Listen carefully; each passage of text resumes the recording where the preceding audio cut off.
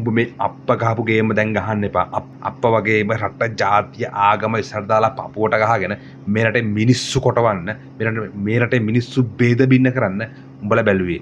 උඹලා මේ හොරකම් ජඩකම් බලුකම් වහගන්න පුදුම වහන්සියක් ගන්න කියලා අපට දැන් තේරෙනවා.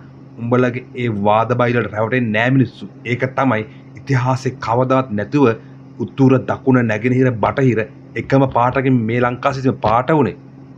ඒක උතුරේ ඉන්න ජාතිවාදීන්ට ඡන්ද නොදී උතුරේ ඉන්න දෙමළ ජාතිවාදීන්ට ඡන්ද නොදී මේ දකුණේ ඉන්න මිනිහෙක් විශ්වාස කළා උතුරේ දෙමළ මිනිස්සු ඡන්ද දුන්නේ මේ මුළු ලංකාවම දම් පාටින් පාට කරේ අන්නේ විශ්වාසෙට.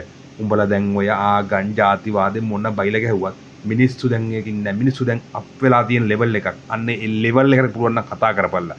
උඹේ අම්මා පට්ට හොරෙක් කියලා ඔප්පුනොත් ඉතින් උඹට බඩුම තමයි. බඩගින්න නිවා ගන්න අඹගෙඩියක් කොස් ගෙඩියක් හොරෙන් කඩාගත්ත කියලා හිරේ ගිය අම්මලා ඉන්නවා. ඒව දිහා බැලුවම උඹලගේ අම්මා දීලා තියන්නේ පට්ටගේම්. වැරදි වහ ගන්න ඔය බන් නීතිමය ක්‍රියාත්මක වෙන්නේ.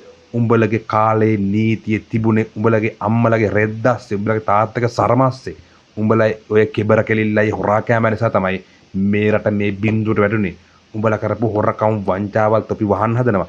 ඒව මිනිස්සුන්ගේ හිත් වලින් අයින් වෙන්නේ නැහැ කාලෙකට. ඒක මතක තියාගනින්න.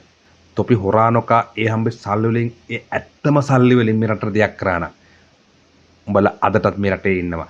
සක්කිලි. තොපි දැන් දැක්ක අපිරිය මේ රටේ මිනිස්සුන්ට හොර 70 කියලා තමයි තොපිට බනින්නේ. තොපිට කෙලවිලා ආයේ කෙලවෙන්න ඕන කියලා මේ රටේ මිනිස්සු උදේ හවා මතුරනවා. මහත්තයෝ ඔය කතා උඹලා වගේ හොර කල්ලි ඒ වගේ කුලේ ඉන්න උන්ට නම් හිත වලට කාවැදුනට සත්‍ය ගැන අබමල් රොණක තරම්වත් දැනුමක් ඇති මහජනයා පිළිගන්නේ නැහැ කියලා තමයි අපි හිතන්නේ. ලෝකේ උඹලට පුළුවන් ලෝකේ නීති ශාස්ත්‍රෙම උඩු යටු කරගමින් පුදුම කරමින් උඹේ අම්මා තාත්තා බාප්පා ඇතුළු පවුලේ හැටි කරේටම මේ රටේ ගරු නීතියෙන් බේරලා නිදහස් කියලා පෙන්නපල්ලා. ඊට පස්සේ ඔය ළඟ ඉන්න හොරි කඩයොත් එක්ක අර වික්ටර් සර්ගේ ප්‍රසංගේ වගේ හැමතැනම ගිහින් ඔය වාද බයිල ගහපල්ලා. ඊට කලින් අධිකරණයට මූණ දීලා සති ගණන් දවස් ගණන් කල් ඉන්න නැතුව කෙලින්ම කට උත්තර දීලා නඩුව පයිල් කරගෙන නඩුව අහපල්ලා.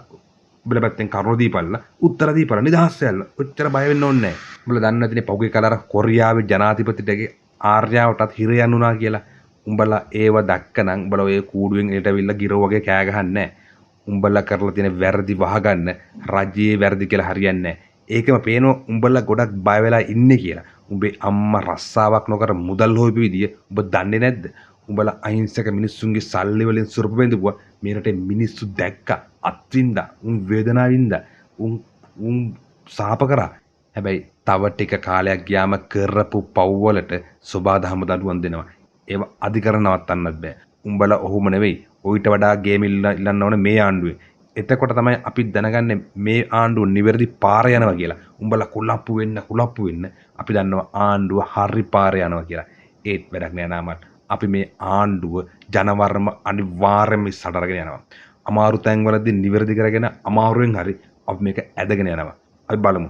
අන්තිමට කියන්න ඕන උඹලා මේ හිරේ දාන්නේ දේශපාලන කළා නෙවෙයි නාමල්. හිරේ දාන්නේ බලය තියෙන කාලේ කරපු මගඩි වලට දැන් ඒකට කෙඳිරි කාලා වැඩක් නෑ. තමුන්ගේ මගුලට ලයිව් බිලට ගත්තු ලයිව් බිලට පොල්ල තිබ්බ එක දැන් දෙන ටොක්ස් කොහමද නාමල් අන්තිමට කියන්න තියෙන්නේ ගින්දර කෑවොත් රෙන්න වෙන්නේ අඟුරු